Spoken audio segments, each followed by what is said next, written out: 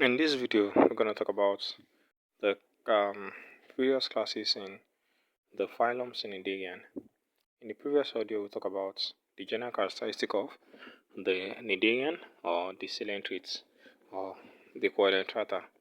Now, in this video, like I said, we'll be talking about the general characteristics of each class in the phylum Cnidaria.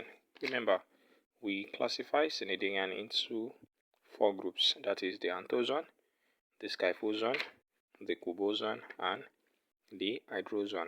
Now, we'll talk about the hydrozoan first. Hydrozoan is derived from two Greek words, that is hydro, that is water, and zoon, that is animals, which means they are found in what? They are found in water. Now, we have two representatives of this particular class, but what distinguishes them is their habitats. All hydrozoan, or mostly my hydrozoan, are living in the marine system, or the marine what? The marine water, the salt water. So we can call them marine animals, but they have few exception form. That is hydra. Hydra lives in what? Hydra lives in fresh water. So they are what? They are marine animals with few freshwater forms. You understand? They are chiefly colonial, while some may appear to be solitary.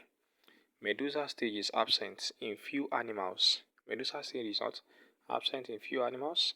Sometimes both the polyp and medusa is present in few animals of these classes. Coelentrons of the polyp of this class is undivided.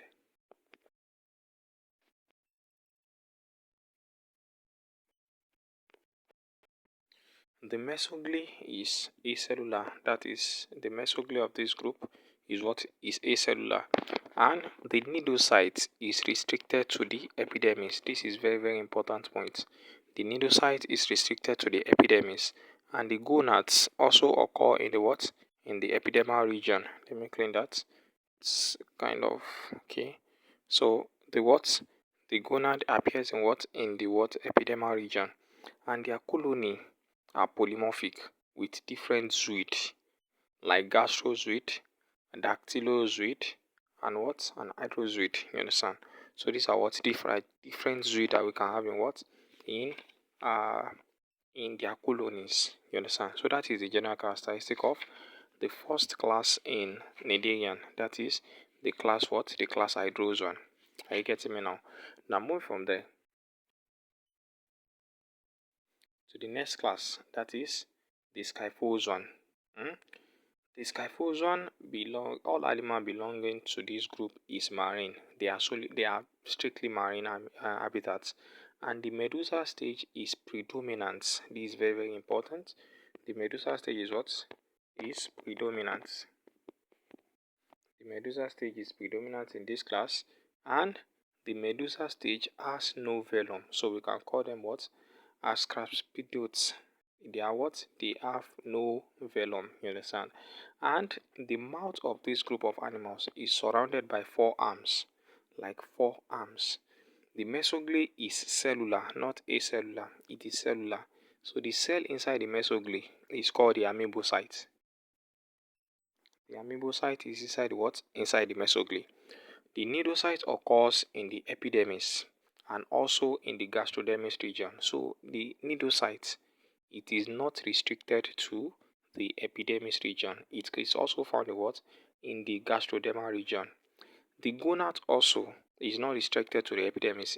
The gonad occurs in the gastrodermal region instead of epidermis in hydrozoan. So it occurs in what? In the gastrodermal region. The polyp are solitary and may also exist as what? As colony. And this group of animals include the jellyfish. Remember, I told you that the medusa is the predominant, which means the free swimming is the predominant. Remember, we have two. We have polyp, we have medusa. The polyp is the solitary form, and the medusa is what? Is the free moving form. So jellyfish, for example, jellyfish can move. They don't exist in colony. So medusa is what? Is the predominant form of these animals. You understand? So moving to the next one, that is the class anthozoan. The class what? The class anthozoan, from the word anthos, flower, and zoan, animal, something that look like a flower. So the members of the class are what? They are marine. They may be solitary and they may be colonial. All are sedentary. They are sedentary polyp form. You understand? Which means they do not have any medusa stage in what? In anthozoa. I think I mentioned that in the general characteristic of Cnidarian. We have no medusa stage in anthozoa. You understand? Their mouth is oval and it is surrounded by a hole of the tentacles, resemble flower-like structure, which means that is where they got their name, anthozoan. That is flower animals. You understand? The mouth lead to a tubular pharynx, and the tubular pharynx is called the stomodenum. You understand? And it turns open into the coelenterons. The coelenterons is divided into radial compartments by vertical septals called mesentery.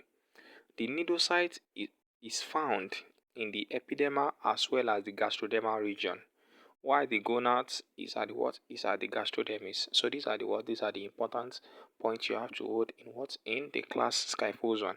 So the first thing is that they are marine. They have no medusa form. They are strictly polyp. They may be colonial or solitary. The gonad occurs in the gastrodermis, and the nidocyte occurs in both the gastrodermis and the epidermis. So that is just the general characteristic of what? Of the anthozoan. Now, moving from there to the anatomy of the hydrozoan. So we're going to the first class now. The class hydrozoan consists of species like siphonophores and hydroids. Unlike the anthozoan, many hydrozoa alternate between polyp and medusa. Hence, we can say they exhibit polymorphism.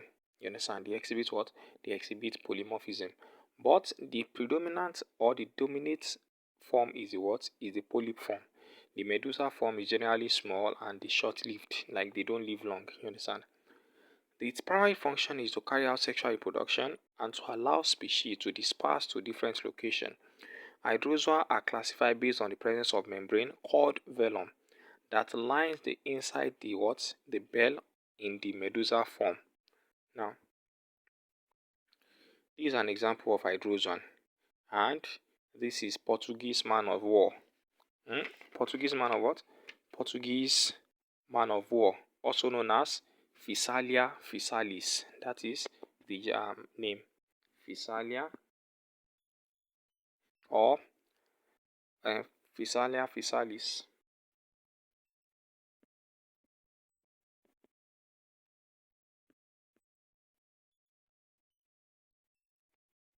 So this is the what? This is the generic name. This is the botanical name. You understand? So this is Portuguese man of war, an example of what? Of hydrozoan. You understand? So hydrozoan of other Siphonopoda are fascinating creatures. This animal can form large, sophisticated colonies of interconnected and interdependent individuals, polyp, and medusoid called zooids. Now, we now have different type of zooids. We have zooids that are used for what? That are used for feeding. And those zooids that are used for feeding, they are called the what? The hydrants. You understand? And the ones that are used for reproduction, they are called the what? They are called the blastosta. We still talk about that in the Obenia geniculata. Inshallah. Now, moving from there, we have the nectophores. The nectophores. The nectophores cannot feed. They are dependent on specialized feeding polyp. Remember I told you the what? The specialized feeding polyp within the colony to absorb and deliver nutrients. This is a distinguishing features of the hydrozoan. Although some jellyfish also form colonies, it is neither as prevalent nor as sophisticated among species within the Scyphozoan and Cubozoan classes as it is in hydrozoan classes. So there are some group in the colony called the nectophores. The nectophores cannot feed on their own. They depend on the hydrants to feed. You understand? They depend on the hydrants to feed. So the hydrants absorb nutrients and transfer the nutrients to the what? To the other parts that they are called the what? The nectophores. You understand? Generally. They are called the nectophores. So moving from there, we have the types of colonic in Siphonopoda. Hydrozoa belong to the order of to the order Siphonophora, and Chondrophora are exclusively marine, planktonic or pelagic and polymorphic colonies. The colonies are usually delicate, transparent and beautiful.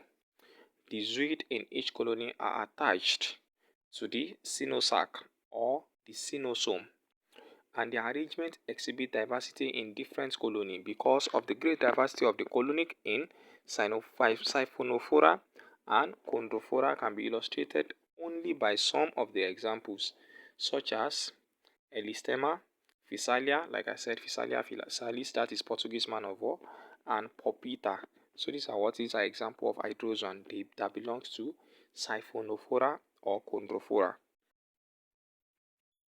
Now, this is an example of a polyp and a medusa form of what? Of an hydrozoan. So this is a medusa. This is a polyp form. Got it? This is a polyp form and this is a medusa form. So this is a colony. Can you see? We have more than one. This is a colony. This is what we call colony. But this one, it is only one that we are having. You understand? So that is what? That is medusa. They are free swimming. You understand? If you notice very well, they have something like this at their umbrella. Look at it. This is what we know as tentacles. You understand? This is the what? The tentacles. So this is the illustration of what? The polyp medusa form of what? Of in the class hydrozoan. Now, moving from there, we want to describe the polymorphism in hydrozoa. We want to describe the what? The polymorphism in hydrozoa. The polymorphism, it means poly, many, and morphe, which is form, is the occurrence of several types of individuals or suid in a single species during its life cycle or as a member of the colony. The member perform different functions so that there is division of labor amongst the what? Amongst the member. So basically the polymorphism is just two in what? In hydrozoan. Either it is polyp or it is medusa. You understand? So you have something like this. Look at it. I think I've drew this before. So this is an hydra. Look at it. This is an hydra with this is the polyp form and this is the medusa form. Are you getting me now? If you notice very well, this medusa form can swim, while the polyp form cannot swim because it will be attaching to something at its what? At its base. That's what we know as substratum. So they have the mouth, and the mouth also serves as the what? As the anus. You understand? The mouth, also known as the hypostome, is serving as what? Mouth and the anus. And their body can be divided into three parts. That is the head, the body column or the body stalk, and the foot. The head, the body column, and the body stalk, and the foot. So this is the head. This is the body stalk, and this is the foot. You understand? So that is how their body is what is separated. Remember, the tentacle is used for what? For attachments or for capturing of prey. That is what they use tentacle for.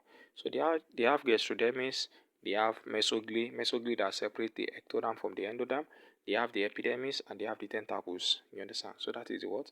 That is the polyp and the medusa form of hydra, like the one of hydra, or let me say the hydrozoan. Here, let me use the word hydrozoan. You understand? Now, moving from there, this is also a polymorphism in hydrozoan. So a polymorphism, I think I've explained that before, so we can move to the next slide. So the polyp has a tubular body. The polyp has a tubular body with a mouth surrounded by tentacles at one end. Other end is blind and usually attached by a pedal disc to a substratum. I think I mentioned that. So this is a what? This is the pedal disc attaching to a what? To a substratum. And the medusa has a bowl or umbrella shaped body with a marginal tentacle and a centrally located mouth or manubrium. The mouth is also known as manubrium. So this is an example of polyp, sea anemones. And sea anemone is also known as actinia. You understand? This is an example of medusa. Jellyfish, also known as what? Also known as Orella aurita. You understand? So we have sea anemones as the what? As example of polyp, and Orella aurita as the example of what? Of medusa. Now, the pattern of polymorphism. The degree of polymorphism vary greatly in different groups of hydrozoan. Simplest and the commonest pattern of polymorphism exhibited by many hydrozoan colonies like Obelia, Tubuleia, and so on. There are two types of individual zooids, the gastrozoids and the gonozoid. I repeat, the gastrozoid and the gonozoid. The gastrozoid is also known as the hydrant, and the hydrant is used for feeding. I think I've mentioned this number of times. The gastrozoid, also known as the hydrant, they are used for feeding. The gonozoid, also known as the blastostyle, they are used for what? They are used for asexual and sexual reproduction. You understand? I'm talking now, sorry. I said the gonozoid or the blastostyle is used for what? Is used for forming what? Asexual budding. You understand? So that is what? That is the different zooid that we can have in a single colony. We have the gastrozoid and the gonozoids. The gastrozoid is also known as the hydrant. The gona also known as the what? The blastostyle. The hydrants used for feeding. The gona used for what? For reproduction. Now, moving from there, we have trimorphic. Besides gastrozoid and gonozoid, we can have the third type of individual, and that is what? Dactylozoid. And dactylozoid is used for protection. They are used for what? Protection. We now can now have, apart from trimorphic, we can now have polymorphic.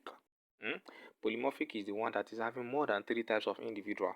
Examples are gastrozoid for feeding, dactylozoid for protection, tentaculozoid for sensory cells, skeletulozoid for spiny protection of the chitin, and gonozoid for reproduction of what? Individuals.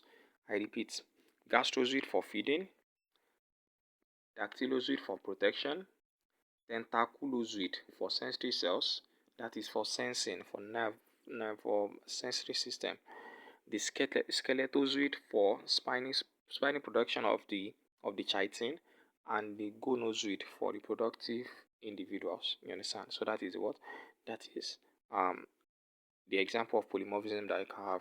The polymorphism I can have in hydrozoan. Now, polypzoid are gastrozoid, dactylozoid, and gonozoid. I think I've mentioned that before. And I've talked about the gastrozoid. The gastrozoid is used for what? For feeding, right? So, now I've talked about the gonozoid. The gonozoid is used for what? For reproduction. I've talked about the dactylozoid. The dactylozoid is used for what? For uh, for protection. That's what the dactylozoid is used for. You understand? One of the things that you just have to note in dactylozoid is that they bear batteries of nematocysts. They have numbers of nematocysts. What do you use nematocysts for? For stinging, for protection. So that is what they use it for. You understand? So that is that on that. We now have the medusoid form. The medusoid forms, we have the pneumatophores, we have the nectophores, we have the bracts, and we have the gonophores. Now, let us move to each of them. In the medusoid form, the pneumatophores, it functions as a flute. It helps them in what? In floating. You understand? It helps them in floating. And the walls are two-layered and highly muscular. The epidermal lining becomes glandular to form a gas gland, and the gas gland secretes secretes gas into air sac. Now, we now have the nectophore. The nectophore is used for swimming. Remember, one is used for what? One is used for floating. The other one is used for swimming. So the nectophore is used for what? Is the zooid that is used for swimming in Medusa. Yes, it is used for what? For swimming in Medusa. Now, we now have the bract. The bract is also known as hydrophila. They serve as cover and they protect other zooid of the colony. They protect what? Other zooid of the colony. We now have the gonophore.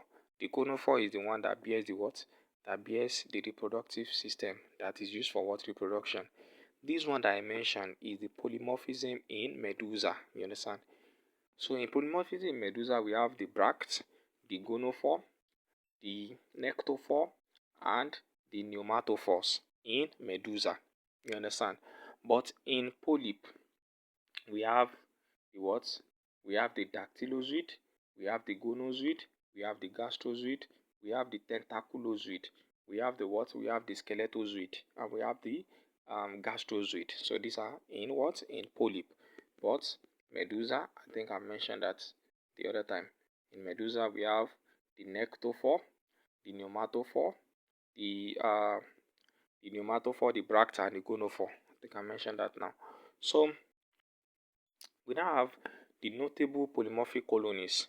We have the Physalia physalis, also known as the Portuguese man of war. Look at it. This is an example. This is Physalia physalis. Can you see? So look at it. We have the one that is labeled number 1. That's the pneumatophore. Hmm? The one that is labeled number 2 is the gastrozooid for reproduction, for feeding rather, for feeding. The gonozoid for reproduction. The dactylozoid for what? For protection. And the tentaculozoid for what? For sensory. You understand? So that is what? That is the colony. So we have the pupita, also similar to Physalia physalis. We have now origin of polymorphism. This one is just an history about polymorphism. The theory of polymorphism was proposed by Huxley in 1859, Echnosis in 1829, Metcalfe in 1874, and Mueller in 1871. So these are the scientists that propose the what? The theory of polyorgan. They call it polyorgan theory. You understand? According to this theory, a polymorphic colony is supposed to be a single medusoid zooid. Its various components are regarded to be the modified organ of this medusoid form, and the various parts of the zooid, that is the manubrium, the tentacles, the umbrella, and etc. They multiply independently from one another, and they have assumed different function for themselves. You understand? So that is what? That is the polyorgan theory. And we have another theory, call it polyperson theory. You understand? We have polyperson theory, we have Medusa theory, the Medusa theory, and